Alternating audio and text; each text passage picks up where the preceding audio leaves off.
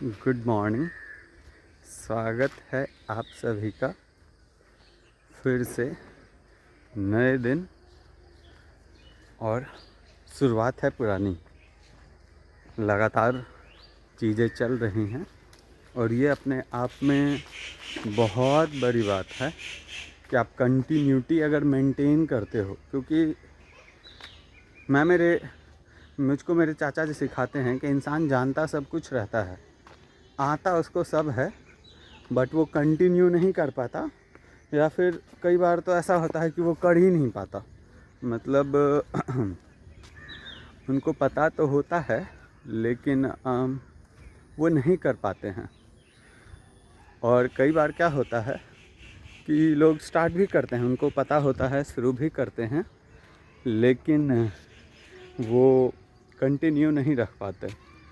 वैसे आज मैंने अपना टी शर्ट चेंज कर दिया है, तो डेफिनेटली आपको आज मैं थोड़ा अलग लग रहा हूँ।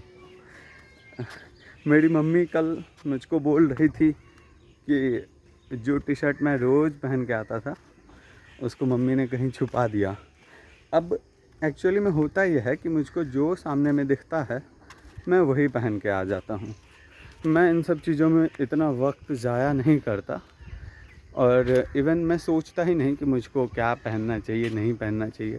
पहले मैं बहुत ज़्यादा विचार करता था, बट अब इन सब चीज़ों में समय बर्बाद करना मुझको ठीक नहीं लगता। जो सामने में मुझको दिख जाता है मैं वही पहन लेता हूँ। और ऐसा मम्मियों का या फिर दीदी है, बहन है घर में, तो इन लोगों का क्या रहता है, ये लोग सब कुछ ऐसे जगह पे सैंत के रख देंगे, मतलब अच्छे से रख देंगे संभाल कर, कि वो ज़रूरत पड़ने पे आपको मिलेगा ही नहीं। तो मेरी माँ भी उन्हीं में से एक है। आगे बढ़ने से पहले मैं आपको आज दिखाना चाहता हूँ, क्योंकि कल छठ पूजा है, तो यहाँ पे बहुत बढ़िया वातावरण है अभी। और ये साफ़ सफाई, और ये जो आप देख रहे हो ये सब कंक्रीट सब अभी लगाया गया है, पहले कुछ भी नहीं था। अंदर में भी बहुत बढ़िया से साफ़ सफाई किया गया है, वो रहा सुंदरम और ये रहा मैं। तो आज के वीडियो का जो हमारा टॉपिक होने वाला है वो है किसी भी चीज़ को सीखे कैसे। क्योंकि सीखना बहुत टफ़ है, कुछ भी हो बहुत टफ़ है। आप याद करो, अगर आप नर्सरी क्लास में जब गए थे उस टाइम में 1 2 सीखना भी बहुत ज़्यादा टफ़ था, यदि आपको याद हो तो। और हमने कैसे सीखा था, ऐसे हाथ रख के, हमारी माँ या हमारे गुरुजी किसी ने ऐसे हाथ रख के फिर उंगलियों में डाल के और लिखना किसी ने हमको सिखाया था। फिर ऐसे मुझको आज भी याद है, लोग सिखाते थे ऐसे पेट बना दो, पेट काट दो, ये करो तो बॉ बनेगा, फिर अलग अलग चीज़ें। तो हमने शब्दों को लिखना, एक एक वर्ड को लिखना हमारे लिए बहुत ज़्यादा टफ़ था। तो लर्निंग प्रोसेस, इंसान चाहे कितना भी बड़ा हो जाए वो इतना ही ज़्यादा टफ़ होता है लर्निंग प्रोसेस। बट हमने क्या किया, हमने कंटिन्यू रखा चीज़ों को, तो हम सीख गए। और उस टाइम में कंटिन्यू रखने के पीछे रीज़न था, हमें कोई ये कहने वाला नहीं था कि तुमसे नहीं होगा, या फिर हमको पता नहीं था कि नहीं भी होता है। हम करते थे इस विश्वास के साथ कि एक दिन हम सीख जाएंगे, और हम सीख भी जाते थे। और आज के समय में हम शुरू कई बार करते हैं, बहुत बच्चे तो शुरू ही नहीं कर पाते।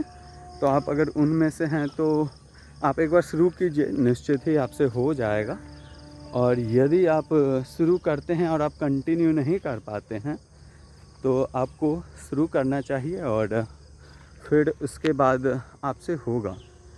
कंटिन्यूटी बनाए रखोगे तो विश्वास रखना पड़ता है, धैर्य रखो और निरंतरता रखो, और पेशेंस होता है, कंटिन्यूटी होता है, एक और होता है कुछ, कंटिन्यूटी, पेशेंस, और एक कुछ और होता है कंसिस्टेंसी।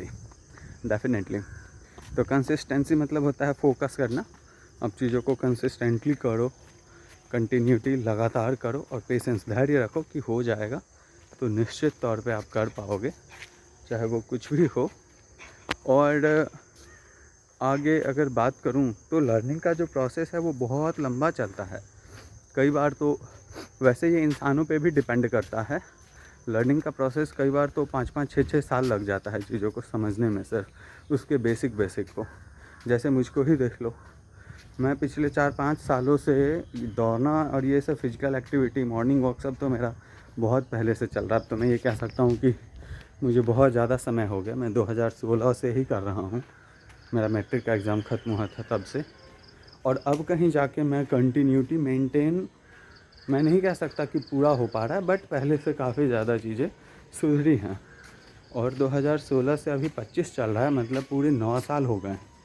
और अब मुझे लग रहा है कि शायद मैं कंटिन्यू कर पाऊँगा, शायद, अभी भी मैं कंफर्म नहीं हूँ। तो आपको बहुत लंबा टाइम लगेगा सीखने में, लर्निंग प्रोसेस में।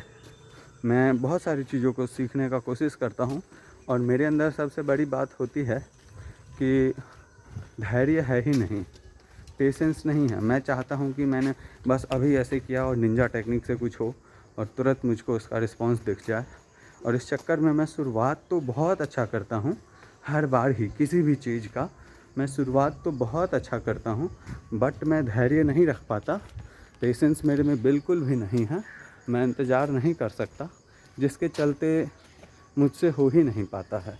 तो मैं कोशिश कर रहा हूँ कि अपने इन चीज़ों को मैं ठीक करूँ, और देखते हैं, उम्मीद करता हूँ कि इस बार शायद ऐसा नहीं होगा। बाकी यही है तरीका, स्टार्ट आप करो, उसके बाद थोड़ा सा कोशिश करना कि हाँ हो जाएगा, इंतज़ार करो, मेहनत करो लगातार, और दूसरे चीज़ों में दिमाग मत लगाओ। अगर आप मेंटली वीक हो या फिर आप 2-3 चीज़ें एक साथ हैंडल नहीं कर सकते, तो फिर आप एक ही करो, एक ही कुछ करो, 1 या 2 काम कुछ कर लो सीरियसली, और उसको आप बहुत अच्छे से करो। धीरे धीरे आप चीज़ें सीख जाओगे। और यदि आप वीक हो मेंटली, आप 2-3 चीज़ एक साथ नहीं कर सकते, तो आप सिर्फ एक चीज़ करो, इससे आप बढ़िया बन जाओगे, बिलीव मी, आप अच्छा कर पाओगे। बाकी आप मुझे बताओ ये वीडियो आपको कैसा लगा। आगे रास्ता ख़राब है तो मुझको वीडियो रोकना है, वैसे भी मैं लंबा नहीं खींचना चाहता। बाकी ये जयनगर हाई स्कूल का फील्ड है, और हालत क्या हो रखी है वो आप देख ही सकते हैं। तो यह एकमात्र फील्ड अब बचा हुआ है जयनगर में, और इसकी भी हालत बहुत बुरी है। तो अगर कोई स्पोर्ट्स अथॉरिटी के देख रहे हैं तो प्लीज़ आप इसको ठीक करवाइए। ये है बैडमिंटन क्लब, मैं इसी के बारे में बात कर रहा था। यहाँ पे मैं बैडमिंटन खेलने आया करता था, अभी मैंने छोड़ दिया है, but definitely I will try to start again with Sundaram, my younger brother, right?